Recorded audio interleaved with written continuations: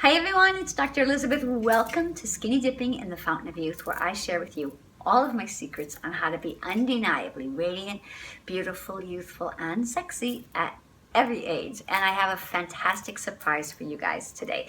In honor of the series that I've been doing for the beginning of the year called How to Manifest Your Dreams in 2016, I've already done 2 videos. This is the 3rd in my series. And if you guys haven't already, go ahead, you can check right here. I'm going to put a link to the past 2 videos.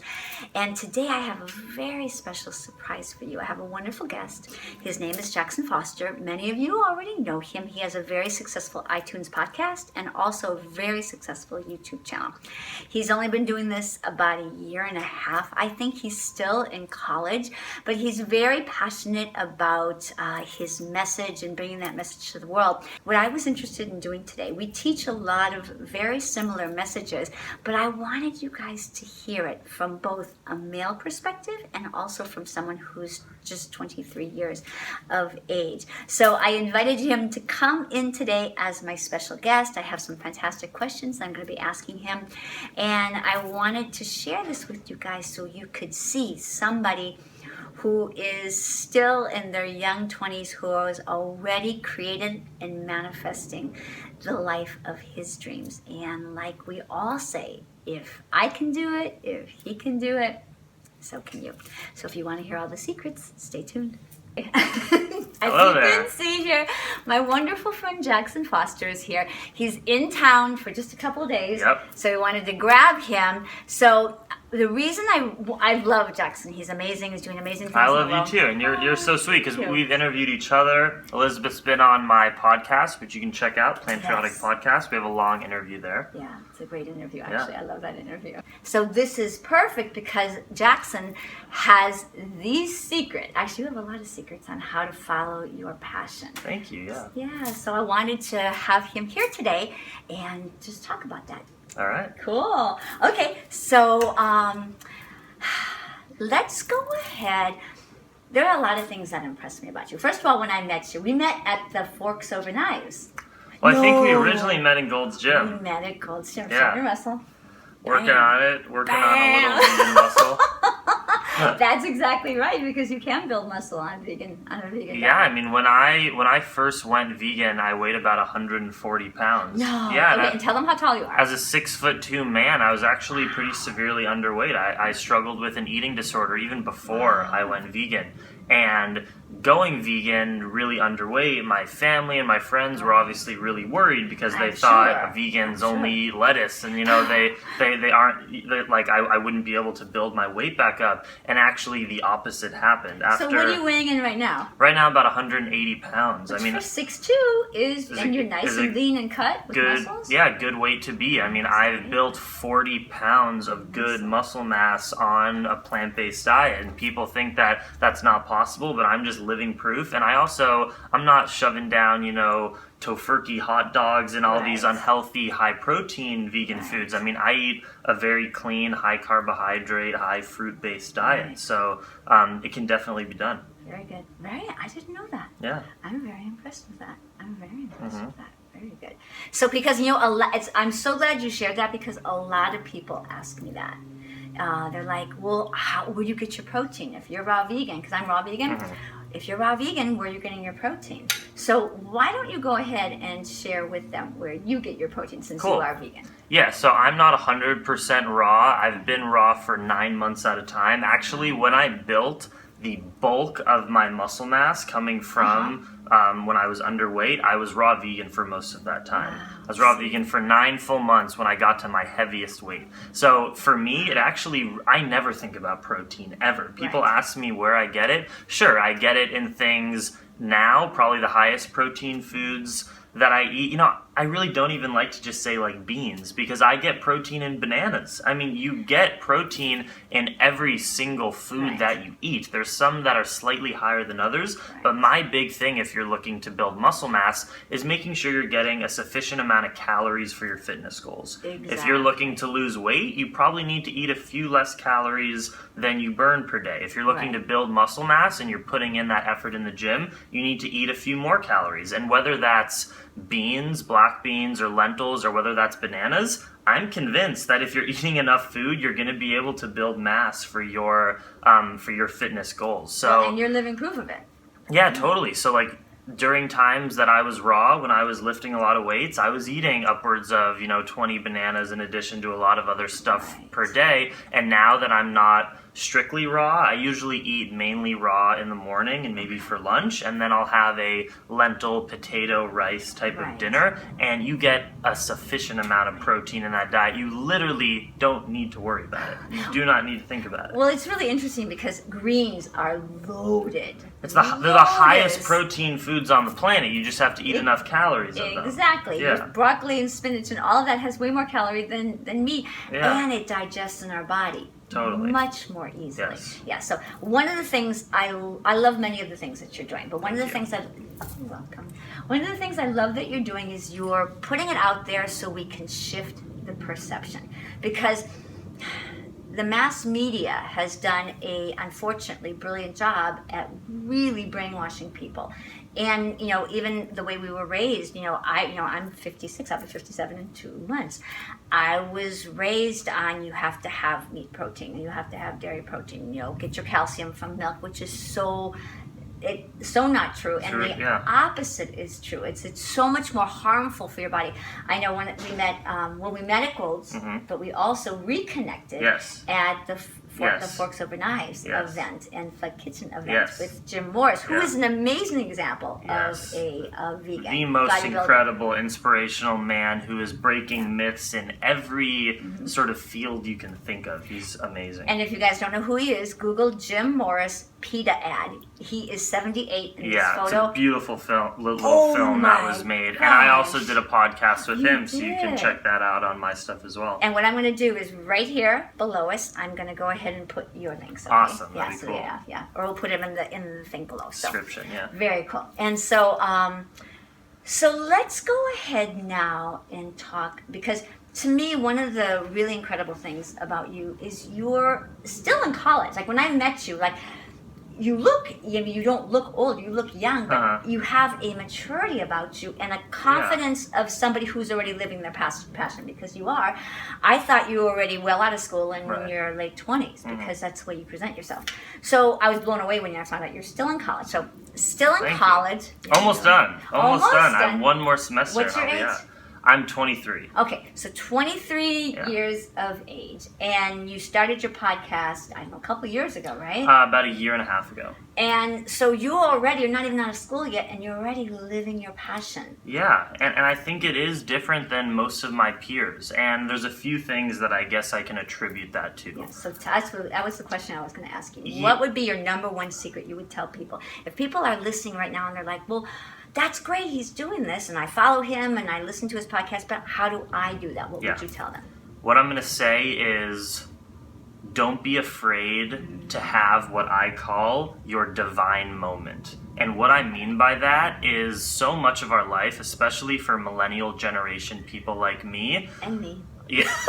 No, truly, everyone in our world today, our friends and our family members, and sometimes ourselves as well, we're always trying to not come in contact with fear and the unknown. Right. And we always just want to stay on that path. You go to this high school that gets you into this college, that gets you this office job, then you have this family dynamic. And we're told, I think, in mass media and culture in general, that you need to follow this path or else you're a failure. And who knows what's going to happen? You're going to end up on the streets. It's dangerous. It's very dangerous. And here's what I did, right after graduating high school. Instead of going to college at so many of these Ivy League schools that my friends were going to, that you could have gone to. Yeah, maybe for their divine path, that is what they were meant to do. I decided to ride my bicycle across the United States when I was 18.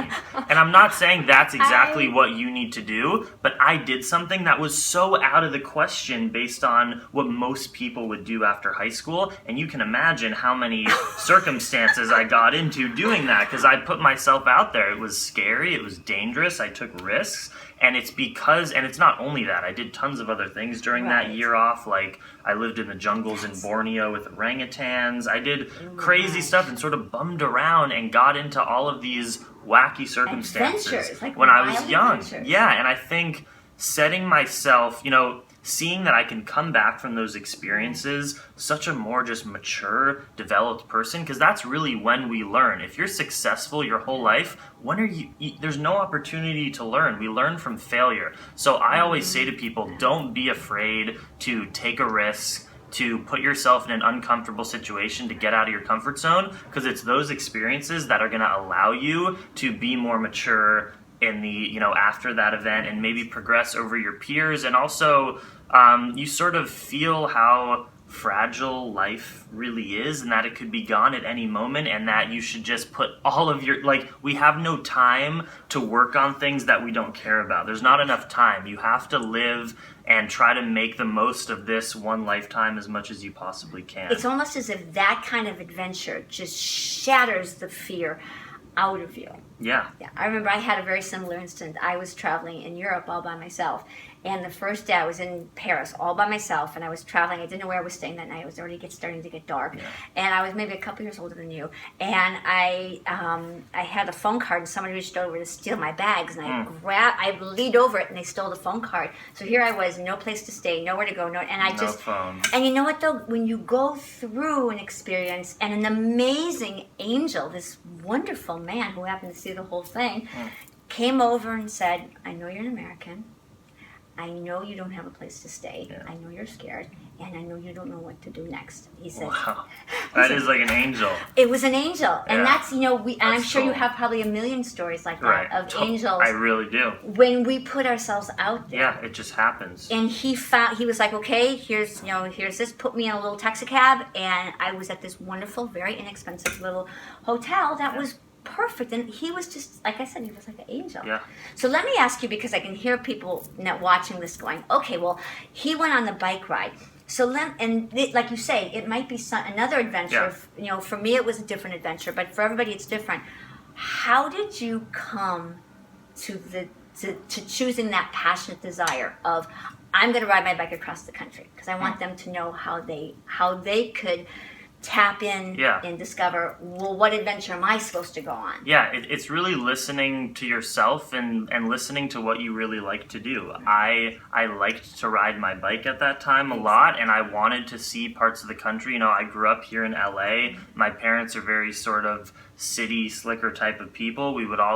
I've traveled to New York and places like that, but I'd never seen the middle of the country, and I just listened to myself. I wasn't thinking what's going to be the best opportunity to network or what's going to be the best internship opportunity. I said, I like to spend time on my bicycle. I want to see what the middle of the country is like, and I hopped on a train and started the trip, and took a train somewhere and biked home pretty much. Wow. So it really doesn't matter the substance of your journey. It's just listening to your heart, doing something that you're interested in, but is also out of your comfort zone, and then just going out and doing it. Very good. Yeah. That's excellent. I love that. So now, you did that first, then you went off. You know what I'd like to ask you, because it's so interesting. I want them to know how you ended up, because I happen to know a lot about you, but they may or may not. How you ended up on the island of Borneo, which I have actually been on before, taking care of the monkey. It is amazing. Very it was years ago, but I just found out about this orangutan orphanage through a documentary that I had watched, and it was pretty much as easy as contacting them, and it turned out they really love to have Western volunteers, like American or people from the more developed world, just to volunteer there, and it was sort of a work exchange program where you work for them for 5 hours a day, with the orangutans. And then you love. It was. He loves animals. It was fun. It was also scary. It was everything. It was getting out of your comfort zone. But it was a great experience. And then they put you up in a nice, house in the village with a family. It's very rural over there. Right. But it's just as easy as asking. That's another one of the things that I like to talk about. My dad always says, I think this is a Wayne Gretzky quote. You miss 100% of the shots you don't take, and also just don't be afraid to ask questions. Right. And pick up the phone. I mean, you literally picked up the phone and said, "Hi, I'd like to know more about this." Exactly. I mean, I can't tell you how many times I've just decided to email someone, maybe if I wanted to record a podcast with them or just meet them, that they had no business talking to a little kid like me maybe a year ago that didn't really have much of a social media platform, but I just sent an email, I put my heart in that email, and we're great friends now. Like, that happens all the time, and people are too scared to just ask, because the worst thing that can happen is for the person to think, oh no, I don't have time for that right now, but I really admire that you went out there and asked. So it's all about asking. Yeah, and people who are in that position want to help. They're very interested. It's true. They're very interested in because they've already made it. Yeah. And they're like, okay, most people who have made it, who are really making lovely contributions to the world, they're all about that. They're all about support, and they're all about that. That's true. That's a very... Because the best thing that you can do for yourself to feel good is to help somebody who needs it.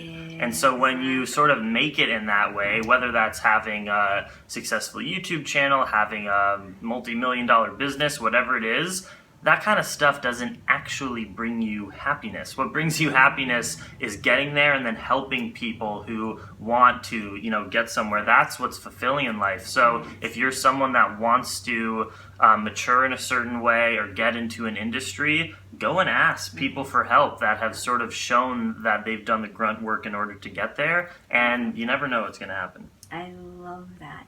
So before we wrap it up, are there any other secrets or keys, principles for really following your passion and your desire? Yes, definitely. I have a lot. Number one, eat a high vibration plant-based diet.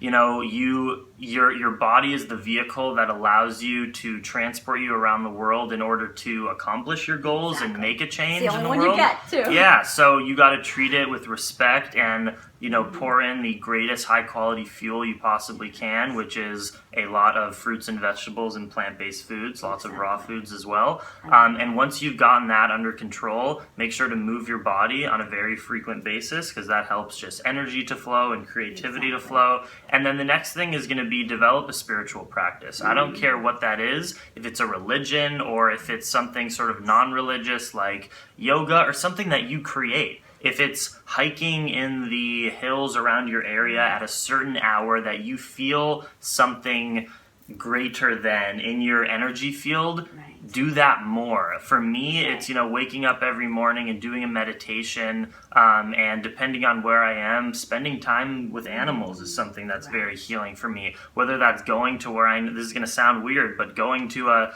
place around my campus where I know there's a lot of squirrels and just sort of being with them, or playing with my dog when I'm home. Or Bill.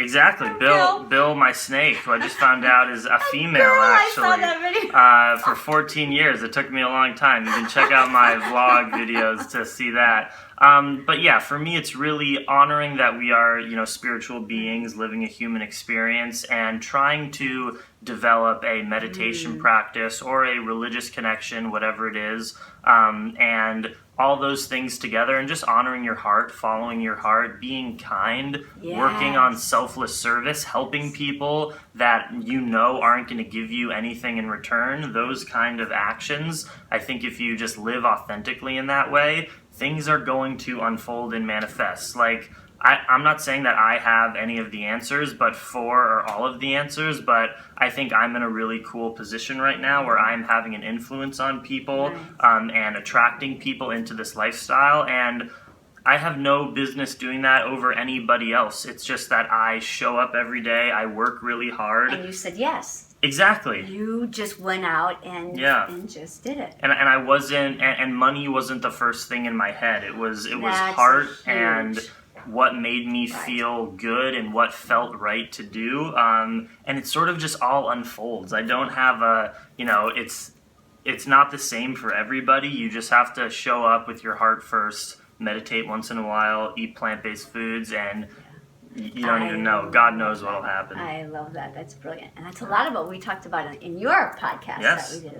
And you have a lot of the, you've lived it longer than me and have some Twice as crazy experiences, incredible inspirational, just tools of, experience and knowledge that I'm so grateful that I could learn from you and that we shared with everybody else. So it's awesome. It's wonderful. Perfect. You've done some traveling in your life. I'm curious, what place around the world have you been to where you felt like the most intense, spiritually connected, divine moment? Whether that's when you were dancing somewhere, in a meditation, where in the world did you experience that? That is an amazing question. And I'll tell you why. There have been, and I talk about this, there have been a couple of, many of the places have been very deep and very profound for different reasons. And I believe that just traveling, if whoever's listening to this who's living in this, you've been in the same country, you were born there, you were raised there, whether it's the United States or anywhere else. People in the United States tend to not travel as much, I notice, as people from other countries. But just traveling does something to remind us that we are not a citizen of our country. We are a global citizen. And as a global citizen, we look at the world and those around us in a very different way. So I look at, let's say if I was, I'm from Italy, but I wasn't born there. So we look at each other, I'm Italian, you're from here. We're not. We're global citizens. And we are one together. So when you travel, you get this sense of we are all one, and we are all much more similar than we are different. And that's a very profound experience to have when you travel. You really get that. And a greater appreciation for life and for culture. One of my favorite things to do is to travel to a place and work there. I had the opportunity to live in China for 2 months when I was performing there. And it was amazing to be in a place because you really get to be immersed in the culture that way. You wake up and we start, I'd be like, ni hao, man, xie xie. You start learning the language, you start learning their culture, you start practicing it. And there's something that really connects you to the people of that country when you get that opportunity. That's life altering. Now, in particular, the first one that happened to me, I was in Tahiti. And I've always felt that my soul is Tahitian. And the first night we got there, we were in Bora Bora, which was absolutely stunning. The vibration of this place is unbelievable. It vibrates at such a high frequency. I couldn't sleep. I was there with a group of friends, and we were at this place, and it was beautiful, overlooking the ocean. I didn't plan this because I planned the trip. I didn't plan it to be at a full moon, but it was at a full moon. And I walked outside, and it was just this profound knowing that my soul had been there before. Wow. And then I was in Italy not too long afterwards, and I felt very profoundly connected to Italy as well. And I was walking around Rome, and all of a sudden I said to myself, even though I had never physically been there, I said, there's a piazza right around that corner. And there'd be no way I'd never been to Rome before. Turn around and there's a piazza. And I was like, oh my God. And I was like, the Spanish Steps are right there. It's like you walked it in another lifetime or something. My soul like that. has walked it in another lifetime. And that was so profound for me to be walking around a place where I had this physical body had never been there. But my soul had been there. And then one thing I would say to people is, people are like, I don't know where to go. Where should I travel first? Allow your soul. I also feel very Brazilian. I feel very Latin. I dance salsa, and I feel I'm very connected to the Latin culture. But there's a part of me that's so longing to go to Brazil for many reasons. It's a very spiritual place. It's a very deep and beautiful place. But I honor that. If you're feeling like I'm being called to go to this particular place, listen to that. Don't ask why. Just find a way to get yourself there, because it'll be a profound experience. Beautiful. I love that. That's a great question. Thank you for asking. That was fun. It was a great story. Yeah, it was really amazing. Okay, very cool. I love this. I loved our time together. This was really beautiful. Yeah, thank you so much for having me on your show. It was awesome. Amazing. One last thing you want to tell them before we go? Oh, yes. He made that shirt. I did. Yeah. Made this shirt. Just to just to live authentically and to every single day find something that you're grateful for. Even on your lowest days, there's something, just the fact that you have a functional body on this planet in this time is enough to be grateful for it. And also you can check me out and everything I'm doing on YouTube. My website, podcast, YouTube channel, Instagram, Snapchat, everything is all called Plantriotic.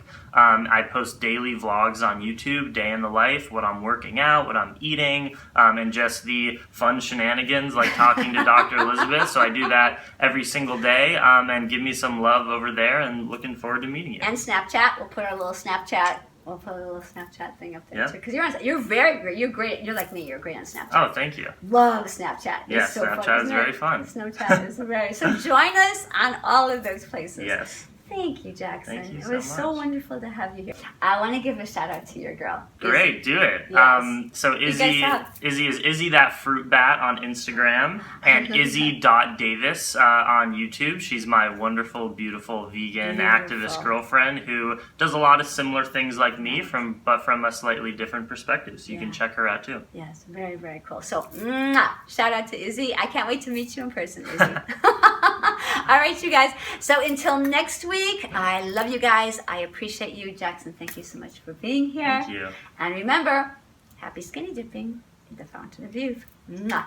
Ciao. Namaste. I love that. Great. That was really good. That was awesome. Wasn't that fun? Yeah.